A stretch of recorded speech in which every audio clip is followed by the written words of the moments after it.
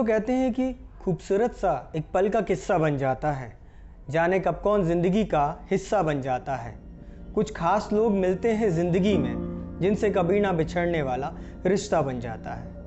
नमस्कार, आदाब, सत श्री अकाल, जय जिनेन कसगाय। मैं doctor Ausaf Ali, BDS dental surgeon हूँ। सागर में मेरा क्लिनिक है, सना dental care, Rahatgarh bus stand पे। और सागर में मुझे 8 to 9 ईयर्स हो गए हैं। मैंने अपना ग्रेजुएशन गुरु गोविंद सिंह डेंटल कॉलेज बुरहानपुर से किया है, जो कि DAV इंदौर से एफिलेटेड कॉलेज है और माइनॉरिटी का एक सबसे पहला कॉलेज है MP का। हम कॉलेज के फर्स्ट बैच स्टूडेंट्स थे और आज ये है कि हमारे जितने भी बैचमेट्स हैं अपने अपने मुकाम पे, अपने अपने लेवल पे कुछ कर दिखाने का जज्बा रखते हैं। मैं बहुत ही शुक्रगुजार हूँ, थैंक यू करता हूँ DigiCure का, जिसने मुझे ये प्लेटफॉर्म दिया है। और ऑनलाइन मार्केटिंग प्लेटफॉर्म के ज़रिए मैं अपने पेशेंट्स को अवेयर करता हूँ, उनको कंसल्ट करता हूँ। आज जो टॉपिक है हम कवर करने वाले हैं वो है जनरल अवेयरनेस ऑफ डेंटिस्ट। हम पेशेंट को कैसे अवेयर करें कि वो डेंटल ट्रीटमेंट कराए, डेंटिस्ट कैसे अवेयर कर सकता है और पेशेंट डेंटिस्ट के पास क्यों आए डेंटल ट्रीटमेंट कराने के लिए। पहले तो हम स्टार्ट करते हैं पेन से। पेशेंट हर बार एक ही कंप्लेंट लेके आता है कि मुझे पेन है, मुझे पेन है। लेकिन कहते हैं ना कि हम इनिशियल फेज पे अगर अपना प्रिकॉशन कर लें, अगर हमारी गाड़ी का पेट्रोल रिजर्व लग गया है और हम उसे टाइम पे डलवा लें, तो हम चाहते हैं कि हम कुछ ज़्यादा किलोमीटर्स कवर कर सकते हैं। सेम अगर हम दांतों के दर्द के लिए पहले ही इनिशियल फेज पे हमें कोई कैविटी है या हमें कोई पेन है या हमें सेंसिटिविटी हो रही है, हम उसे पहले ही डॉक्टर को कंसल्ट कर रहे हैं, ना कि हम मेडिकल स्टोर पे जाके हम मेडिसिन ले लेते हैं पेन का, सेंसिटिविटी का हम पेस्ट ले लेते हैं और अपने पेन को कम कर लेते हैं। बट होता क्या, उस टाइम हमें पेन कम हो जाता है। बट हम एक एग्जांपल लेते हैं, ये टूथ है, इसमें हमें यहाँ पे कैविटी हो गई है, अगर हमने पेस्ट कर लिया है यहाँ पे हमें सेंसिटिविटी ख़त्म हो गई। बट होता क्या है, ये कैविटी नीचे की तरफ ग्रो करती है और हमें नीचे इन्फेक्शन होने लगता है, जिसकी तरह हमें पेन होता है। इस कंडीशन में हमें डेंटिस्ट के पास जाके रूट कैनाल ट्रीटमेंट कराना है। अब रूट कैनाल ट्रीटमेंट आप बोलोगे कि सर डेंटिस्ट के पास जाना है, रूट कैनाल कराना है, बट हाँ, मैंने जैसे आपको पहले कहा था कि अगर आप पहले डेंटिस्ट को दिखा देते, अगर हम जो बोलते हैं हिंदी में कीड़ा, आप जो बोल रहे हो कैविटी है, बेसिकली कीड़ा नहीं होता है, हम उसे अपने बुंदेलखंडी में या हिंदी में कीड़ा बोलते हैं। कैविटी जो है, अगर वो कीड़ा, वो कैविटी एक्सटेंड हो गई तब आप रूट कैनाल कराएं। लेकिन अगर आप पहले डेंटिस्ट के पास चले जाते, वो कैविटी नहीं, वो सरफेस रोड हो गई, अगर आप उससे फिलिंग करा लेते हैं तो वो टीथ आपका बच जाता। मतलब डेंटिस्ट के पास आपका कम से कम खर्चे में आपका काम हो गया। ओके, अब अगर आप उसको डिले करेंगे तो वो रूट कैनाल पे जाएगा। अगर आप और डिले करेंगे तो आपका दांत जो है वो अंदर से सड़ जाएगा और फिर क्या हो जाएगा, क्रैक हो जाएगा। तो फिर जो रूट है वो अंदर बचेंगी और फिर आपको उसको एक्सट्रैक्ट कराना पड़ेगा, दांत निकलवाना पड़ेगा। उसके लिए फिर आप एक्सपेंस लगाओगे। अब कई बार क्या होता है, ये रूट्स हमारी अंदर फंसी हुई होती हैं, जिसके कारण डेंटिस्ट को ऑपरेट करने में सम हाउ अदर प्रॉब्लम आती है, क्योंकि हमें पकड़ने के लिए, दांत निकालने के लिए जो इंस्ट्रूमेंट यूज़ होते हैं, उसके साथ साथ हमें रूट निकालने के लिए इंस्ट्रूमेंट यूज़ करना है। आपका जो सॉफ्ट टिश्यू है, आपका जो गम्स है, वो भी इन्फेक्टेड होगा। तो फिर ये रूट हम निकालेंगे। रूट निकालने के बाद आपको वहाँ पे वुंड होगा, फिर घाव भरेगा।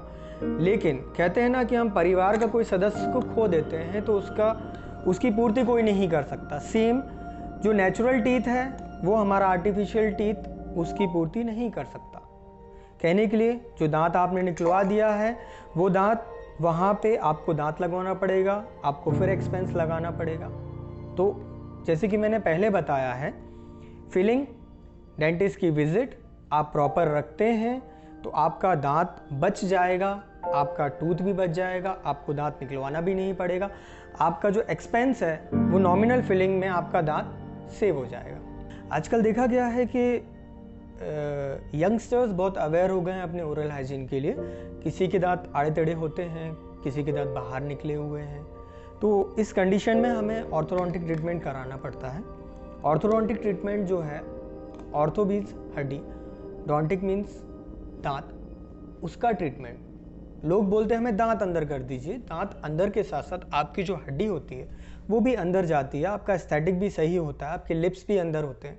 आपने देखा होगा किसी के दांत बाहर निकले हुए हैं, उनका लिप्स भी बाहर की तरफ होता है, लिप्स कांटेक्ट में नहीं होते हैं। तो ये जो ट्रीटमेंट होता है orthodontic treatment, basically aesthetic treatment भी होता है और आपके दांत का करेक्शन में भी यूज़ होता है। अब ऑर्थोडोंटिक ट्रीटमेंट्स जो होते हैं वो बेसिकली बहुत ही टाइप के होते हैं। कई टाइप के वैराइटीज़ के हम ब्रैकेट्स यूज़ करते हैं, जैसे कि मेटल ब्रैकेट्स हैं। मेटल ब्रैकेट्स बोले तो चांदी के कलर का ब्रैकेट्स जो यूज़ होता है, जो कन्वेंशनली अभी जो यूज़ हो रहा है और जो बेसिकली डेंटिस्ट और ऑर्थोडोंटिक्स यूज़ करते हैं। एक और ब्रैकेट्स आता है जिसको हम सिरेमिक ब्रैकेट्स बोलते हैं, जो कि दांत कलर का होता है। आपने देखा होगा कि सिरेमिक के जो कैप बनते हैं इस टाइप के, तो ये कैप के कलर का ब्रैकेट यूज़ होता है, जिसको टूथ कलर ब्रैकेट्स भी बोलते हैं। जिससे क्या होता है, पेशेंट को ये नहीं लगता है कि ब्रैकेट्स लगा हुआ है या मेटल या वायर दिख रहा है। एक और पद्धति जो होती है, जो टेक्निक यूज़ होती है, उसको बोलते हैं हम लिंगुअल ऑर्थोडोंटिक्स, जिसमें हम क्या करते हैं, ब्रैकेट्स जो है वो पीछे से, दांत के पीछे की तरफ से, पीछे की सतह से हम ब्रैकेट प्लेस करते हैं, जिसको हम लिंगुअल ऑर्थोडोंटिक्स बोलते हैं। जिसमें हम बोल सकते हैं कि ब्रैकेट्स और वायर्स पेशेंट के नहीं दिखते हैं। बट अब क्या हो गया, एक लेटेस्ट टेक्निक आई है जिसको मैं आप लोगों को बताना चाहता हूँ, जिसको हम इनविजिलाइन बोलते हैं या इनविजिबल ऑर्थोडोंटिक्स बोल सकते हैं, या बोल सकते हैं कि जादू से हमने दांत अंदर कर लिए। बट हाँ, जादू तो यूज़ नहीं करना चाहिए, बट स्टिल हमारा जो ब्रैकेट्स होते हैं वो हमारे नहीं दिखेंगे। एक ट्रांसपेरेंट लेयर यूज़ होती है, एक अप्लायंस बन जाता है, पेशेंट उसे पहनता है। एक हमारे पास एक 3D स्कैनर होता है, उससे हम पेशेंट का जो स्कैन कर लेते हैं ओरल ट्रीटमेंट और कैविटी को। उसके बाद हम उसे अप्लायंस बना के देते हैं, जिसको पेशेंट पहनता है। उसका एक शेड्यूलिंग होता है, 14 डेज़ में, 25 डेज़ में इसको ये चेंज करना है, और इसके द्वारा भी ये ट्रीटमेंट हो जाता है। अब ऑर्थोडोंटिक ट्रीटमेंट कराने का सही उम्र क्या है?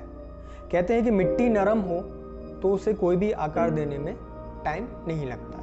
अगर आपको ट्रीटमेंट जल्दी कराना है, अच्छे से अच्छा ट्रीटमेंट कराना है, तो आप इसे इनिशियल फेज पे कराइए। जैसे कि हमारे मिल्क टीथ होते हैं, वो 12, 13, 14 साल में पूरे आ जाते हैं। तो इस ड्यूरेशन में हमें ट्रीटमेंट कराना चाहिए ऑर्थोडोंटिक ट्रीटमेंट। ट्रीटमेंट अब 35 to 40 ईयर्स में भी हो जाता है, but still the best age to take this orthodontic treatment, ये हमारा इनिशियल स्टेज में, हमें जब डेसिडुअस टीथ हमारे गिर जाते हैं तब हमें ये ट्रीटमेंट कराना चाहिए।